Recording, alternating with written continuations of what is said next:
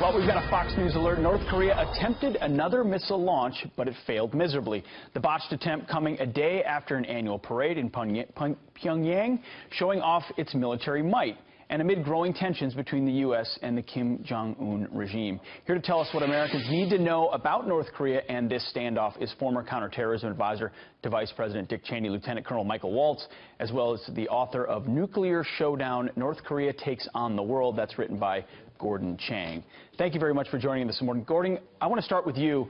Events in the last 24, 48 hours, has it changed? Is there any change you're seeing from the North Korean regime? What do you expect from them next? I expect something provocative. And the reason is that they embarrassed themselves with this launch, which failed just a few seconds after it took off. And we've got to remember that Kim Jong-un right now has a shaky regime. I think he has a low threshold of risk. This is incredibly humiliating for him. So he's got to strike out and do something. Another missile launch, maybe the detonation of that nuke that they buried in that mountain in northeast North Korea. So we will see something. I don't know what it will be, but it should probably occur pretty soon because Kim Jong-un wants to show strength. Colonel Waltz, you know, we've seen a new change or a turn from China, at least a little bit more pressure on North Korea. Is that working, or will the regime continue to lash out?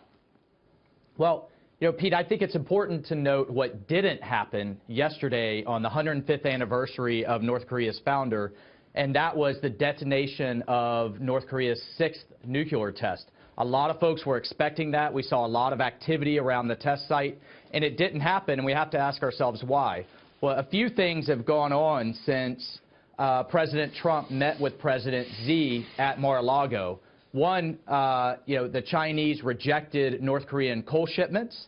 A number of ships were turned around. You know, two, the Chinese state-run agency said, which is often a mouthpiece for the Chinese regime, said, look, North Korea, if you detonate this nuclear test, we're going to stop selling you oil. And then three, you know, we've had this kind of interesting back and forth between President Trump and President Xi, where they're essentially complimenting each other. So you have to ask yourself, what kind of deal was struck at Mar-a-Lago? And we're starting to see the Chinese turn the screws to the North Korean regime. I think they've changed their calculus when President Trump said, look, China, take care of this or we will. Sure.